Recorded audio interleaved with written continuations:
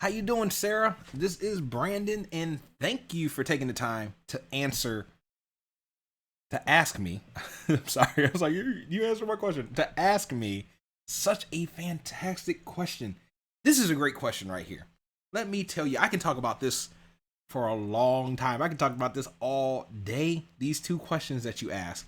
First, you asked, how do you think fake news affects our students? And what are some skills we can use to lower that stress? Oh my gosh. And do you think even at elementary level, it is important to teach about the cautions when reading news? Yes, and yes, I think those are both amazing questions. Okay, so I work for Social Security Administration now. I taught in Oklahoma. I graduated from Kent State degree in education, integrated social studies, joined Teach for America, went out to Oklahoma for 4 years, taught social studies, and I was a special education teacher. Moved back to Ohio, had an opportunity to be administrator at a middle school in Lorain City Schools. I did that for 2 years. Now I work for Social Security Administration. I work for the government now. But man, when I worked in the middle school, oh my gosh, I can't tell you how much stress. And I wish you could see me put this quote, fake news. Because see, when we think of fake news, and what our kids deal with, I'm not even talking about the fake news like on TV or, I'm talking about the drama news, the he say, she say, the my friends did, I did this, and oh my gosh, I can't tell. I spent so much of my day as an administrator dealing with the drama, especially drama between our young female students. Like they were, oh my god, it was so much drama. Like so and so posted this on Snap saying I like so and so, or other person's not respected my name. Oh my gosh. And it was insane. And I remember I used to hit them all with this question. I'm actually going to answer your second question in this. I used to ask them every time, my first question, whenever they came up to me with this, I said, how do you know they said that? Well, so and so, no. I know so and so told you. So and so posted that. So and so made the Facebook or the Instagram or the Snap video. How do you know the other person? Well, I don't know. But what? Like you didn't go up and ask the other person? Well, I'll go up and ask. Like no. Let me help facilitate you asking that person. So I would call the other person down. I'm like, hey. The guy asked you a question. I said, so and so saw something on Snap that said that you said that. Did you say that?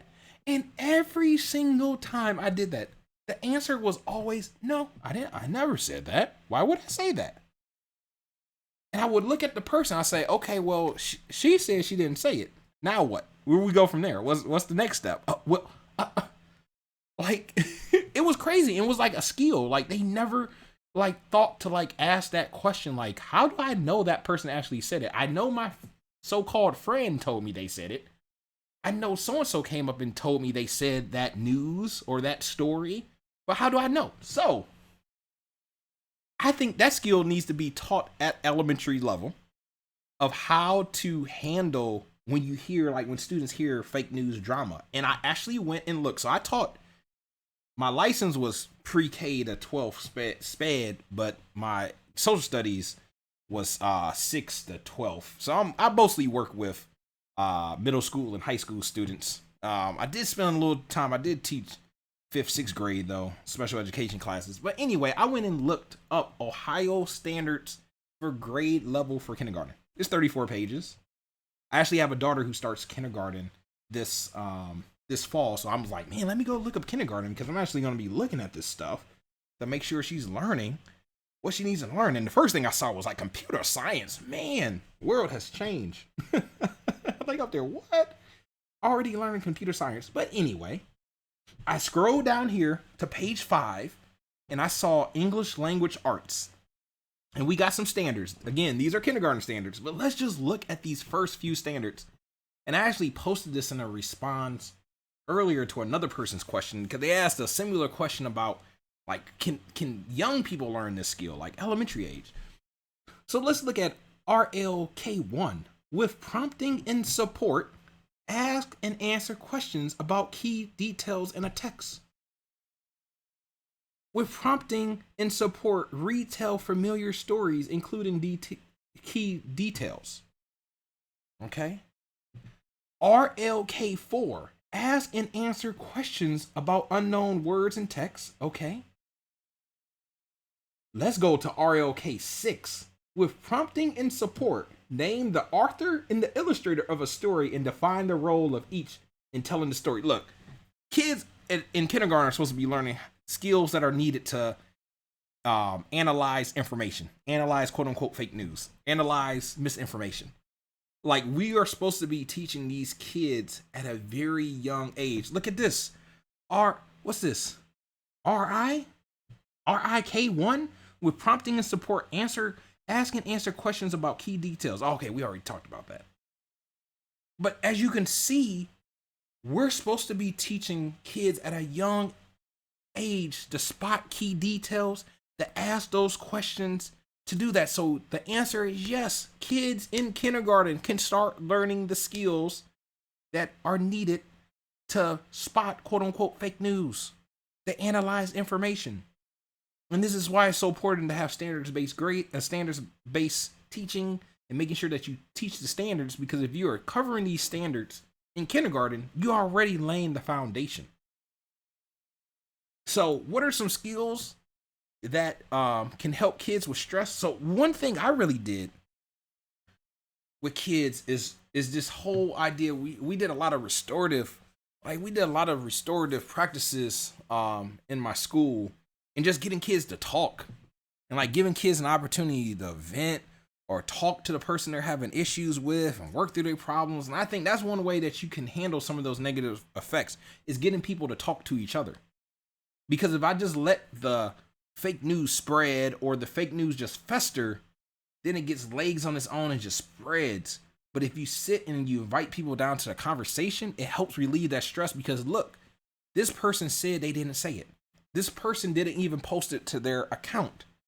So how can you be mad at this person? If you're mad at this person, this is on you now, not on that person, because the person said they didn't say it.